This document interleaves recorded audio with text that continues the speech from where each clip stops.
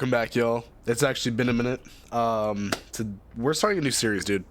Today we're starting a new series.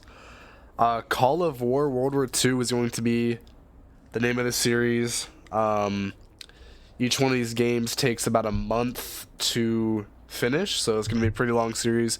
We can do many more of these. There's a ton of countries that you can play as. Spain, France, Germany, Poland, Russian Empire, Turkey, Egypt, Libya, Northern states, Southern states, America, and Canada. Canada is what we're playing as in this series. This is 24 real life hours until the next day. You have to do research to get new troops. You can do infantry, artillery, different kinds of tanks, your air force, your naval, and then you can do like railroad guns, rocket artillery, and nukes. The atomic bomb. Yeah. You can make allies. There's coalitions. Like right now, fresh game. It's only been live for about 19 minutes. We have the Great Italian Alliance with Italy in it. We have USA coalition with the Southern United States in it, which we've actually been invited to the coalition by the leader of the Southern United States. Only thing that he doesn't know is we're going to be declining that today because this is a solo series. Okay, we're not gonna be in a coalition with other states, with other countries. I mean, this is gonna be all us on our own. We can trade with other countries. We can, plan an attack with another country. Like I can plan an attack with the Southern United States to pinch the northern states of America. But there's actually gonna be no joining forces with the Southern United States like they have wished. Although one thing I am noticing immediately is that the northern states of America has actually declared war on us immediately. Not 100% sure why, because we've just joined, but yeah, they have declared war on us right here. So they clearly want to fight. So right here next to us, in North America, we obviously have the Southern United States. We have the Northern United States. We have Canada, but we also have Michigan. Now, within this series, you're going to notice these little soldier icons here. This means it's a real player, okay? There are AI countries that happen to they don't have that soldier icon. Like right here, you see Tunisia, right? You see Portugal. They don't have that. Albania right here. They don't have that. Bulgaria doesn't have that. Crimea doesn't have that. The Cossack Republic doesn't have it. Belarus doesn't have it. All right, you get the point. But with that being said, we are right next to an AI. One of their provinces is bordered right onto us. The other three is bordered within the northern states of America. So we're definitely going to have to try to take Michigan early so that we can get our bonuses from it. The bonuses include plus $600, plus 115 manpower, and plus 1,000 oil. You'll notice at the top we actually start with 75,000 bucks, 12,000 manpower, 14,000 food, 13,000 metal, 13,000 oil, and 9.9k war bonds.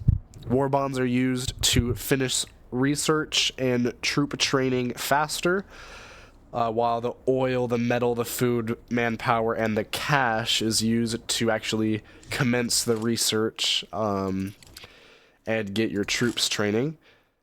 We also have Denmark, an AI country, and Iceland, an AI country next to us. The next biggest thing you will notice is you'll actually see that we have regular big provinces here in Canada with a few, a troop in almost every single one. But then we also have labeled provinces. These are actually cities within Canada. Each real player country is going to have 5 of these. Once all 5 of those cities are taken, they will start getting negative resources. So their resources will start depleting slowly. You can't produce troops in regular provinces. You can only produce troops in Ottawa, Toronto, Montreal, Quebec, and Halifax. Okay? If all 5 of my cities get taken, I'm done for. I can't produce any troops at all whatsoever. Okay? They just recently added the rivers. So now in order for me to get this anti-air regiment over to this province right here with this soldier, he's gonna have to disembark or embark onto a ship and disembark on the other side, which takes a few hours. So we're gonna have to keep that in mind here. As of right now, though, we are going to move these 3 troops right here, which includes a armored car and 3 infantry, to go over to this guy right here. And we'll grab this guy as well, move him over there. Now, the reason we do that is because you can stack troops, okay? So you'll notice that this one has a little 2 next to it. And if you click on it, you'll notice that has an anti-tank regiment with an infantry regiment. So there's going to be 2 stacked on top of each other. I can split, move, and then it's split. So you just have that and that. But we're not going to do that. We're going to keep them stacked. The more troops that you have stacked, the stronger the troop is. So right now, this troop does 4.1 damage while attacking. And if another enemy troop attacks him, it'll do 6.2 damage. So it's more of a defensive troop rather than an attack troop. But it still does 4 damage. And 4 damage is pretty good. So if you have 3 of these guys, they're going to be doing around 12 damage, which is pretty good. We do start with a fighter squadron, which we're actually going to have patrol the Toronto province, just so we can see what's actually in that, to see if he's stacking a cool troop in there that we're going to need to be aware of. We're going to grab these guys here and move those 4 over to this province, and this guy to that one, just so they stack into a level 5, 2, 3, 4, 5, a level 6 troop. That'll make it really strong. And then these guys right here, we have about 6 of those as well. We're actually gonna move right to here. Okay, so they're gonna be a little farther forward than these troops that are gonna stack. These troops right here, their main objective is to actually take Maine from the northern states. And then what was it? It was, oh yeah, it was these guys are going to be taking this province and hopefully able to take Boston early. You know, we're not going to be a very hostile country in this series, but you know, if you're going to declare war on us right out of the gate, we might as well be quite hostile. Another thing is research, which we're going to do now. We only have 2 research slots. That's the max that you can have throughout the month of gameplay. Always start with infantry, so we'll start the production. It's going to be there for 5 minutes. And then we're going to go over to the tanks. We already have the armored car, so we're going to grab the light tank. And we can use, you know, 3k war bonds on it if we wanted to. But we're not going to because it's only 5 minutes for the infantry. This one is 2 hours, so actually we will spend the war bonds on that one. This one's only 441, but in 5 minutes it'll be done, so it's not that big of a deal. But in order for us to start being able to actually train troops, we're going to need to do some strategy here in our cities. Research completed. Okay. So, in these 5 cities, we can build a barracks for infantry units, an ordnance foundry for our artillery, anti-tank regiments, and anti-air regiment. Our tank plant is what gives us our armored car, light tank, medium tank, heavy tank, and our tank destroyers. Our aircraft factory is self-explanatory. We get all of the aircraft from it. And our secret lab is for all of the secret cool stuff, including the atomic bomb. Okay? And then, of course, you can do an industry, recruiting station, propaganda office. You can even do unit support by putting in bunkers, making it harder to claim, and infrastructure so that the troops move faster. These 3 I don't use at all. They're not really useful at all. The industry just produces more, you know, money, metal, oil, whatever it has in it. In this case, it would be metal, manpower, and money. It'd produce double. But it costs a lot. It's an investment, dude, and it's just not worth it. So here in this one, we're actually going to be building our naval base. Reason for this is it's on the water. You can't build a naval base in Ottawa because it's landlocked. Okay? We also have an open research slot, so we can start training up a submarine, which is very useful in this open water, because in order for us to actually win the game, at some point, we're going to have to cross here, cross the sea, and probably hit Spain or the United Kingdom, or maybe even just the tip of France. Okay? So getting submarines out here in the blue is going to make sure that not only can Morocco, Spain, France, and the UK, and possibly Sweden not be able to reach us through the water, but it'll also help us protect from the northern states of America and the southern United States. In the research, you will notice that we can only unlock battleships on the day 2 slot. Battleships is going to be our main form of attacking in the water. Does a lot of damage. It's also a tanky unit. So that'll be very helpful. But back to the cities. Here in let's do Ottawa. We're gonna put our aircraft factory. Very important. We do need an air force here in Canada. It's those air troops are definitely you know, a breaking point in this game. Here in Montreal, I think is where we're gonna be putting our tank plant, and in Quebec we're gonna put our barracks. Last but not least, in Toronto, we'll put our ordnance foundry so that we can start producing our artillery, because artillery is another big part to the game. Now here in the back, I am noticing 3 troops that we have forgotten about. These ones, I'm probably going to move... This one is kind of tough. I think we're just going to keep them over here in Quebec. We can have them stack on top of the anti-tank regiment to stack a 5 unit here. Eventually we'll take the United Kingdom, because getting all this manpower and money is pretty easy, and the United Kingdom can't really use this province at all because of how far away it is. Same thing with Denmark. Denmark's all the way over here. We can also take Iceland, take Reykjavik, Reykjavik, Reykjavik. I think I've been there. I'm not 100% trying to pronounce the capital.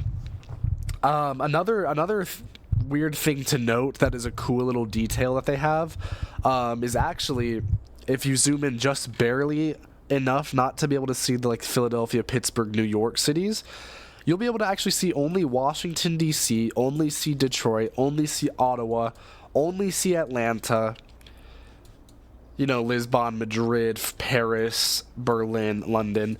You'll notice that those are actually all capital cities of the countries. If you actually claim that province, if I was to take Washington, D.C., the entire northern state of America, this name in white here that you're seeing, will not be there. It will be an unnamed country until you build a capital city in some other place. If I go to Ottawa, you're going to see right here, I have a building with the capital. And then if I go to Quebec, if Ottawa is taken, I can go into the building part and actually build another capital city so that I can have my name back in Canada. It's not too important of a detail. It's just a small detail. But it does make it kind of cool. Makes you definitely want to fight for your city. We don't want to be able to lose the name of Canada here in this series as we play. But as far as early game goes, this is going to be like a daily upload for us. I'm going to be uploading videos every day. Because we're going to be checking in on this world every single day to see how it goes. And I mean, realistically, this could go any other way. Northern States of America, I haven't actually level checked him yet. He is a level 7, 56% to level 8. Whereas I've actually been playing this game for quite a while. I'm actually level 84, 45% to 85. So, you know, I'm not a newbie at this game. I definitely know what I'm doing. Whereas this guy, he's fairly new, right? So the chances of us losing to him after all the strategy that I've gained is pretty low. But it's not impossible. If he gets aid from the southern United States, for example, if the northern United States joins this USA coalition, because I'm sure he's invited him to it, they could double team me, go up against me. I'd be fighting the entire United States as Canada. The level check for the southern United States, he's a level 47 out of 48, so he definitely knows what he's doing a bit more. But man, I'm not sure what else there is to do for day one. We have another research slot that just opened because we finished our infantry, so we can go ahead and start artillery now. And then we put our barracks. Let's just speed that up, and let's go start our first production on an infantry unit, which will end in 2 hours. So that's pretty cool. We're already going to be gaining our troops, so this will actually become a 6 stack of troops. Tomorrow, these troops are going to be landed in their said province, which means that we will be able to start our offense on the top of the northern states of America and our offense on Michigan. It does look like our fighter squadron has scouted an infantry regiment over here in Windsor, Michigan. 7.2 damage while defending, and because we are the attackers, we do have to be aware of that. Our troop is going to be only a 6.2, 4.1 offense, and they have a 4.8 defense. So overall, their troop is better. Oh, one thing I did forget as well. If you go to the diplomacy section, you will notice all of these symbols right here down the middle. You'll notice this, a lot of them are the same. There's a lot more than one, okay? Michigan is actually using the Axis Power Doctrine, which gives them an increased unit damage, an increased unit hit points as the 2 buffs, and an increased unit cost as the debuff. Okay, so strong troop. That's why he does more damage while attacking and more damage while defending than us, because we're using the Allied Optimization Doctrine. We get decreased production times, decreased research cost and times, decreased upgrade cost and times for our buffs, and our debuff is decreased unit speed. So our troops are actually going to move a lot slower than everybody else's. The Comintern Doctrine is the more bang for your buck doctrine. I usually use the Comintern Doctrine whenever I'm doing a run through in this game. They get decreased unit cost, which really comes in handy as you keep researching the stronger troops. Decreased unit upkeep, and the decreased unit damage as the debuff. That's the only bad part, but because of the decreased unit cost, you can actually produce so many troops and stack them that this decreased unit damage hardly makes an effect. And then Call of War's newest doctrine that they've added to the Clash of Nations map, which is the map that we're playing on right now, is the Pan-Asian Surprise Doctrine. They get increased unit speed, increased view range, and the increased unit terrain bonus as the buff. And they get decreased unit hit points as the debuff. So they're going to have a weaker health bar, is what that is.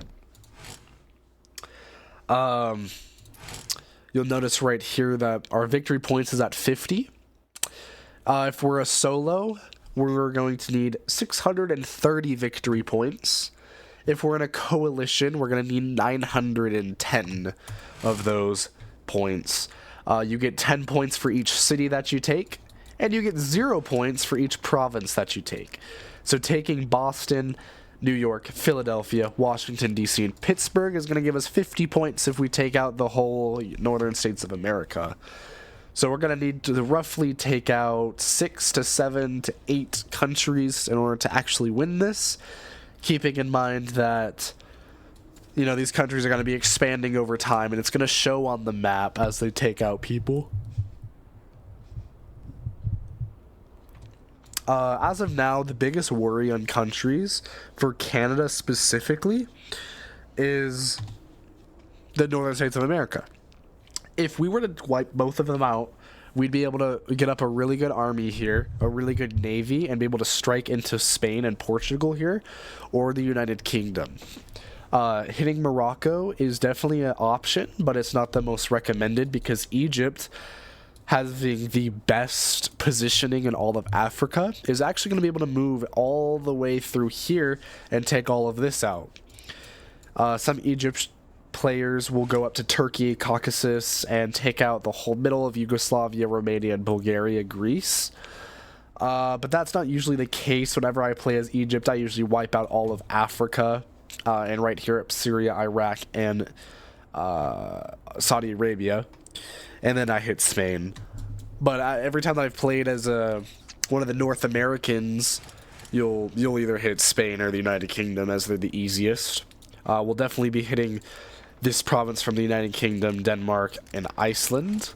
And then possibly into Norway, although that's really stretching it over the top. We want some presence down here in the mainland of Europe.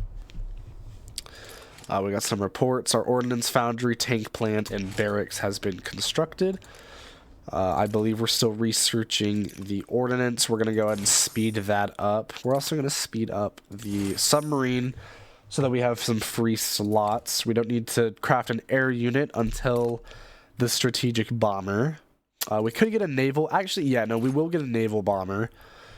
That's a big thing, because if we end up getting a aircraft carrier, which we can do after we get more food because we're running low, is we can actually put the naval bombers on top of the ship. Some planes are not able to actually go onto the aircraft carrier, so it definitely depends on the plane that you get. And my main one that I use is the strategic bomber, which is actually not able to do that. So if we're going to have to get an airplane over to Europe, we're actually going to have to put a cargo ship all the way over. It's going to take a couple of days to actually reach the mainland of Europe. So that's not good. We can use naval bombers for the entirety of this series. I don't use them a ton. I'm not sure how strong they are. Their average damage is not even a whole hit point, so they're not really useful unless against ships. But against ships is also very useful, so we can't really complain about that. Let's go ahead and... Okay, we can't speed that up. We're out of war bonds. Let's go ahead and throw down a light tank. Let's see, can we speed it up? We cannot. So we're going to have a light tank crafting, and then we could... we can't do an artillery. We're lacking food. That brings actually to another thing. Every country actually has a downside to it, believe it or not, within the resources compartment. And Canada is actually struggling with food. Libya struggles with metal. Germany struggles with metal and manpower. Okay? The United Kingdom struggles with food. Okay? The Southern United States, I'm not actually sure. I don't play the Southern United States as much. That was definitely an option for this series. I will let you know. There's a ton of these countries. Libya is currently not occupied by a real player yet. But will be very soon. So we can definitely take advantage. The northern United States definitely suffers on oil and food, I believe it is. We're actually low on oil as well, so I think we have the same debuffs. But as of now, that does wrap up this video for episode 1. Hopefully that was somewhat entertaining. As the series goes on, they're going to be more entertaining as we're actually attacking people and getting to strategically plan out our advances. Episode 1 through 3, I'm going to be honest with you, are going to be quite boring because we're going to be building up an army here and just trying to solidify ourselves as the country of Canada. before we're able to do a lot. But luckily for you guys, we're getting into the action immediately with the Northern United States. The level 8 player has actually declared war on us, which means we're going to be getting straight into the action very, very, very quickly. So that'll be great to see. We should have the Northern States of America wiped out by either day 3 or day 4, probably. Unless it turns south and the Northern States just clears us out. But we will be starting our attack in episode 2 on Michigan and Northern States of America.